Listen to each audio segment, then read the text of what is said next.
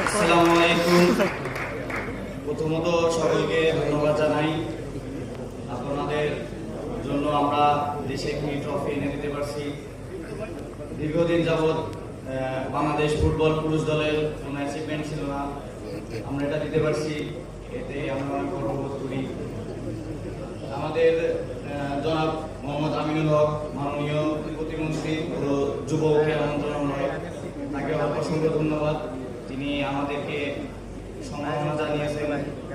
আমি ধন্যবাদ জানাতে চাই আমাদের বাফুফের প্রেসিডেন্ট নাবিদ আওয়াল স্যারকে, এবং আমি আরো ধন্যবাদ জানাতে চাই আমাদের বাফুফের ভাইস প্রেসিডেন্ট নাসির জাহিদি স্যারকে আমাদেরকে এত সাপোর্ট করার জন্য। আমরা যেমন তাদের জন্য দেশে ট্রফি এনে দিয়েছি, তারাও আমাদেরকে অনেক পুরস্কৃত করেছেন, এতে আমরা অনেক খুশি।